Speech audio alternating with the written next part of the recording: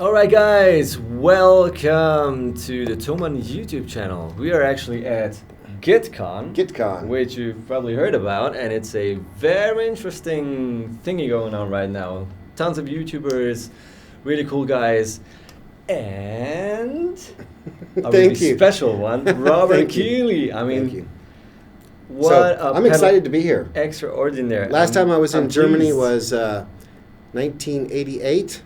And I was in Kaiserslautern, so this Mark Neukirchen is not bad. is treating me pretty darn good. I really like it here.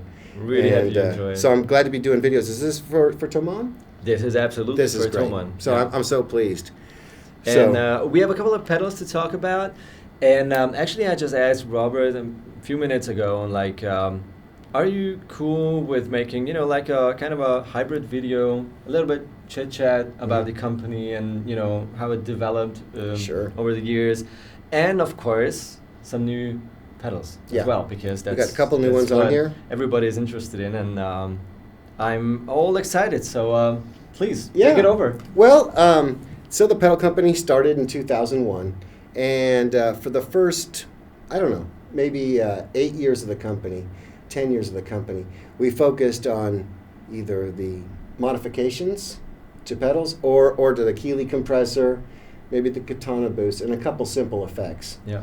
So those days are still represented. We just released the Compressor Plus, and that's a new pedal, and we still build the katana boost in mini form and in big form. So some of those older legacy products are still here, and but the past 4 years for Keeley has been incredible. Massively incredible. Because the number of engineers at the company has grown 3 or 4 times, and then we brought all the manufacturing back inside instead of outsourcing, and it allows us to move much faster. Yeah. And so now, things that were only a dream for us, we can actually make and implement. So it's really exciting. So you actually do the whole process in-house? Some of the circuit boards are made down the road from us, up the road from us in Kansas City. Kind of in-house? Yeah, but there's nothing made overseas. We drill the cases on our CNC machines. We powder coat them. We have UV LED printers, and all the circuit design, all the programming, everything is done in-house. And it's really exciting, because then we can talk about ideas that a lot of other companies my size might not be able to do yet. So if you're mentioning your size, how many are you? There's 25 of us now. It's not as we've been a little bit bigger, a decade ago or so. Had more people, but everything was made by hand. Now we have some automation so we have 25 people. There's about 4 engineers, and then support staff, and then a lot of builders still. But it's a lot of fun. Do you split projects, or do you do everything in a teamwork? That's a great question. So a lot of the pedals that are purely digital, that would be me and Aaron Tackett, the DSP engineer. All right. That spend a lot of time. Actually programs it. Yeah. All right. And if he has some kind of math question or something like that, that's where I come in and help with certain technical aspects of the engineering. But he's very good at programming. He's very good at taking sounds that I hear or play for him and making the code for it. Then there's my stepson Creighton Hale. He is he does all the circuit board design, and shares a lot of the analog design with me. So between those two, we do everything. Right. Yeah. And you're like you're the ears. You're the mastermind. I order the paper towels, and make sure there's money in the bank for payroll, and then every once in a while I get lucky and get to play with the stuff. But no, usually I get passionate or excited about an idea or a package, and kind of putting together packages and teams of people is probably what I'm best at. So the dark side is a package of sounds that a famous guitar player uses. The D&M pedal is something that Dan and Mick wanted from that pedal show, but putting the package together and into a format that is easy and fun for guitar players. And nice and usable, which makes a lot of sense. Having so much gear, so many different brands, all the boutique brands and all the pedal and amp and everything nowadays. It's, I think, very interesting and important for the end users to have everything very, well prepared for the stage, for each and every type of pedal board. If you use a switcher, use it straight in. You need the stereo jacks in it or whatever. That's I think people really appreciate. Yeah, you nailed it with the such thoughts. The D&M is something that Daniel Steinhardt with his G2 system wanted to make sure was incorporated, and that was one of the most fun elements to that D&M pedal, was taking Daniel's ideas to implement it into a professional switching rig, so that you could access each pedal independently, and so they could fit in a pro rig where both units are on, and you could switch to either one, change the order. So Daniel gets a lot of credit for making sure that was implemented. Absolutely. Yeah. Absolutely. All right. So, with which pedal would you want to start? Well, we were having fun right before we hit the go live button on the Bubbletron. The Bubbletron is one of my favorites because I'm a big Frank Zappa fan, and anytime we get the skills or level to create some of the sounds that he did on his recordings with all the stuff that he could do in the studio and all the stuff he could do live, that's a huge bonus for me. So I think in terms of our company history and development, the Bubbletron is a really interesting point for me, because we started to do a lot of stuff with dynamics where you're playing attack and would trigger certain effects. And I think we stumbled upon a couple sounds that hadn't been done before, at least in a small compact box. So the first one I want to show you is the dynamic phaser. Phaser. So it does filter, flanger, flanger and phaser. And then it has a random filter as well. Okay. Yeah. Okay. So it's got dynamic. I'm very interested. Yeah. So so we're using these two guitars, by the way. The Schecter ST type guitar, which is the Nick Johnson signature. That's exactly right. And this very nice 53 team-built Fender Custom Shop Telecaster. You said you were giving that away at the end of the show. No, ever. Just checking. Just checking.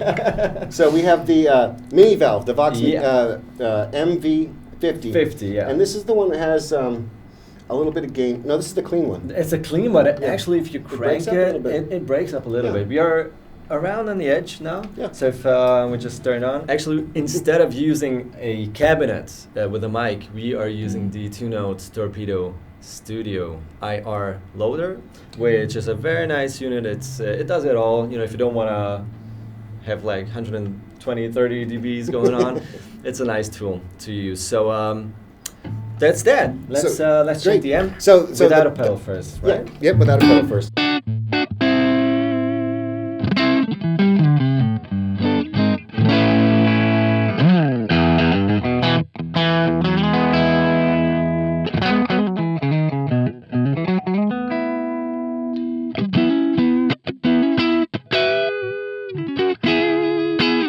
Yeah, it's a little gritty. Yeah. Yeah.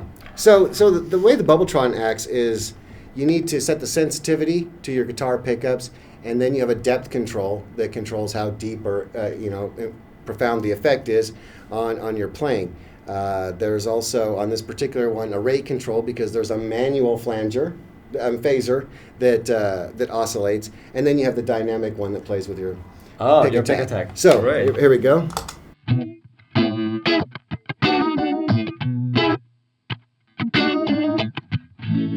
So then you can set it more sensitive, so it starts to, pick up on your playing. It sounds more like an envelope filter, possibly.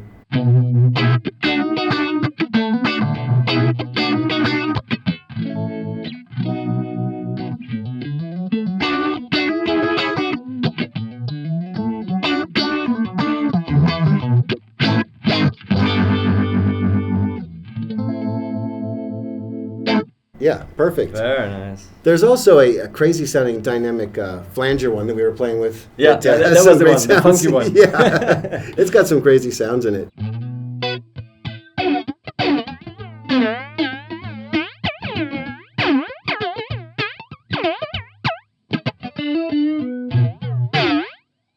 impossible. I mean, Yeah. I hit it normal. Yeah. It just goes all over the place. Yeah. And then I pay attention to, you know, Yeah, be a you little play more- soft and it's not there.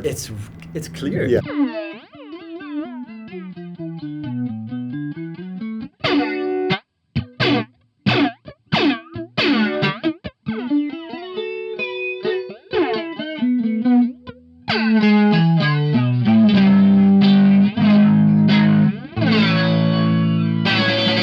So there's all kinds of fun sounds in there, and you can set that up for all kinds of dynamics. There's a fun sound with the random filter though that's pretty fun, and we.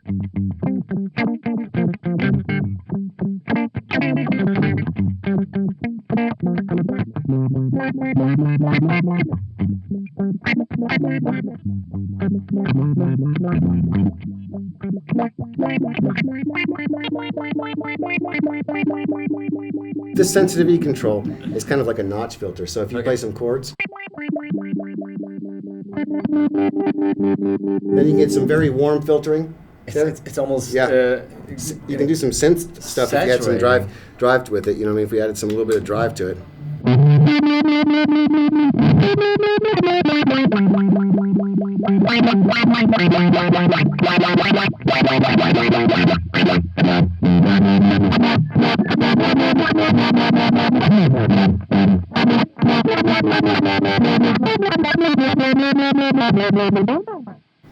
Oh my god! So that's us having fun. You know, it's fun when you can put the dynamics processing with another effect, and you start combining a couple sounds, and that's where we're having a lot of fun there. But we had the pleasure of working with Dan and Mick on the next pedal I wanted to demonstrate, the D&M drive. So they wanted to have a drive sound and a distortion sound, and they told me what they wanted, and we put it together. Did they actually send you samples or something songs or like that amp or that pedal or? They actually that's exactly what Oh, they really? did. They were like, you know, we want this pedal and we want this pedal. Okay. You know, those are sounds that we're familiar with. We want you to change them up a little bit. Yeah. And then let us hear, you know, what your thoughts are on it. They came out to California and they heard it, and I think they were blown away. You can kind of see their reaction at first. They were beyond excited.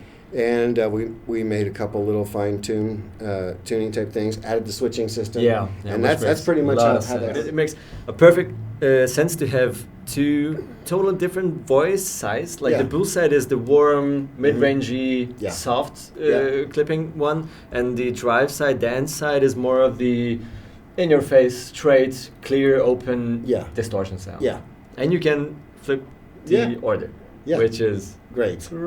Yeah, so then you never have to wonder, what would it be like if I had it the other way? No messing with cables. Yeah. So I think that you said it right when they're voiced differently, but they're very complementary. Yeah. In this case, these guys have been playing with pedals forever, and they heard plenty of combinations, and they ended up finding one that they really, really enjoyed. So putting it in one package was fun. Yeah. So like you said, this is what the gain turned up quite a bit on the boost side, and it's still relatively, you know, lower gain.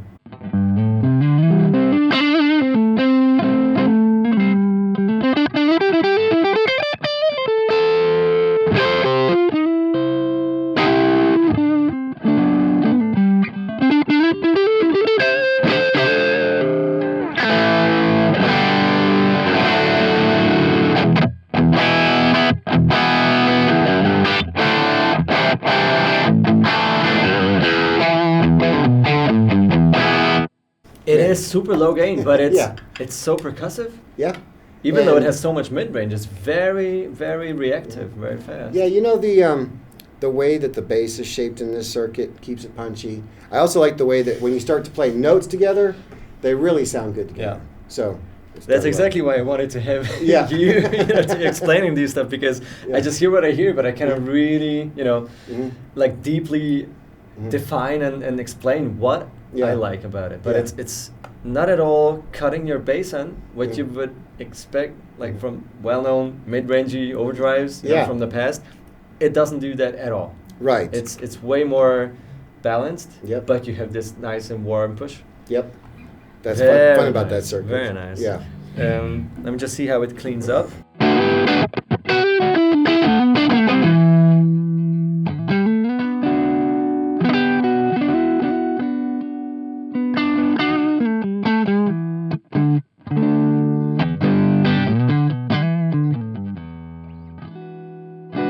So that's what I really like. I actually like taking the gain up and then putting the volume at like 7 or 8. Yeah, exactly. And then maybe a little bit more tone. Yeah.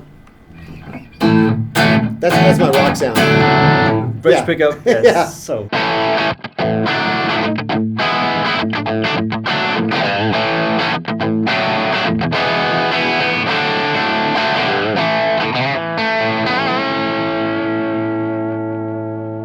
Exactly. It's got great sustain. It's very nice. Yep, that's a fun combination. All right. For more gain, though, Dan's side is pretty incredible. So. Ooh. Yeah. Oh, right? Okay. Full authority on the bass response, right?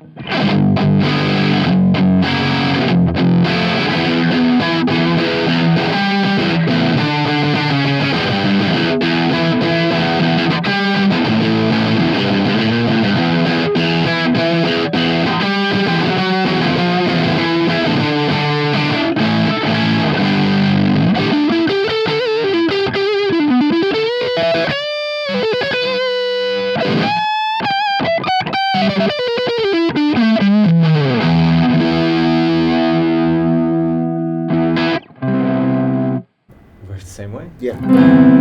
Yeah, because the boost is first, you get all the dynamics from that pushing the second stage, which is also, relatively dynamic. It's more, distortion. Yeah. But that's fun, huh? That's just great. I mean, I loved it the first time. Yeah. And I still do, so I shouldn't be surprised, probably. It's nice when a lot of times that's what makes a good design. We'll focus on it, we'll be listening to it, and we can spend 7 or 8 hours a day on a sound. At the end of the day, you can't tell what you're listening to. No your, way. Your ears hurt, Probably. your neck hurts, your back hurts. You're like, I can't tell if this is good anymore or not. And you put it away. You come back the next day. If you come back and first time you roll into it, okay, it's still bad. We have to work on it. Okay, then the next time, you're like, wait. Actually, that sounds good still. If it sounds good first thing in the morning, you're onto something, so you got to approach it with fresh ears. I love this approach. I mean, So. Very cool. Okay. One of our most recent ones is the Caverns. The Caverns was fun because we took our very first delay pedal design, which is in the Magnetic Echo, Echo. All right. And we coupled it with some of the reverbs that we've been doing, including a teeny bit of this hook. It's got the shimmer. Mm-hmm. Some of the stuff that we did, I should have said it had the spring. Then we had the loomer pedal, which is like a shoegaze pedal that had a shimmer in there, and we focused on that shimmer quite a bit.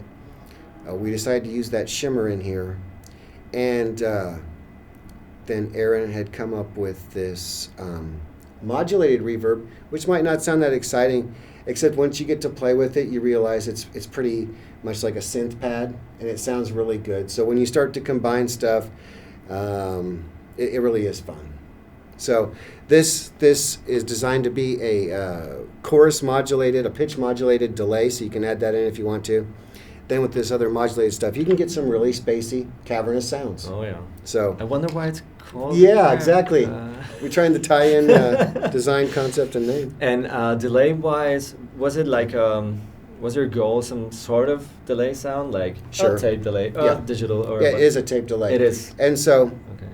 we wanted it to sit there at about the 650 millisecond, the shorter analog style delay, but we wanted the we didn't want to settle on just the pitch shifting chorus that's on there. We wanted something more exaggerating. So this one can do some stuff that might be at first seem kind of crazy. Okay. Except when you hear it in a band mix, it's actually fits in there It really makes well. sense. So yeah, just All of out a here on sudden.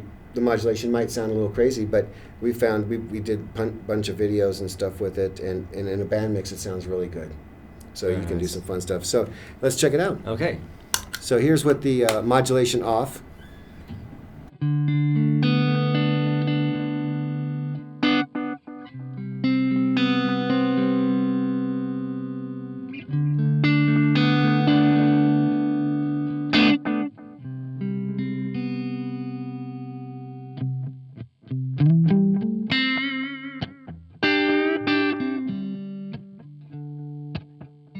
It's kind of straightforward there, right?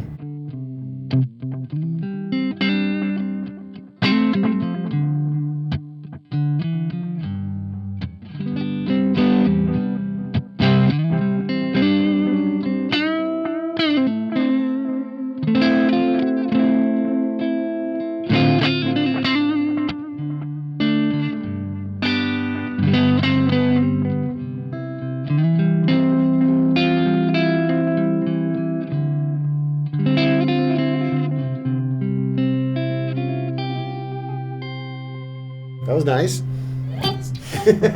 Now we can add a little bit of modulation to it. Right? Oh. Fun, huh? Okay. It drifted off. You could leave me here for the rest of the day. Yeah. I'd I know. have fun. It's fun, especially when you start to add the reverb to it. Then you can all... Okay.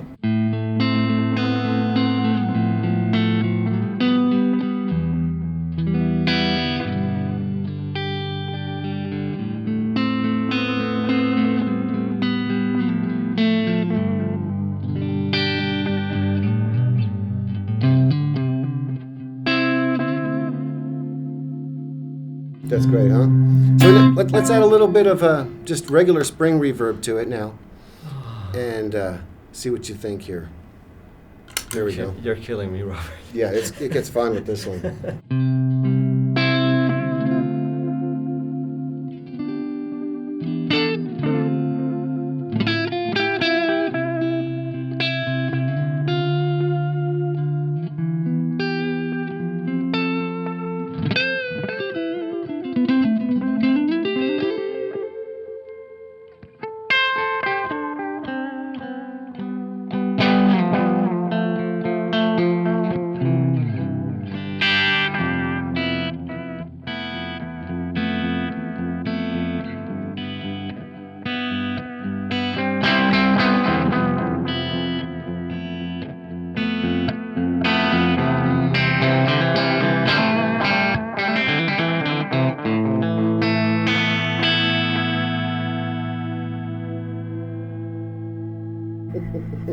I love it. And no more finger left. Yeah. So, let's listen to what this can do with this shimmer for just a second. Okay. Because now I want to create a big soundscape. You won't even have to play much. You just get some. There we go. It's gotta be hard. Yeah. To go. stop. There you go. Right? Way too many notes. No major seventh. There you go. Just.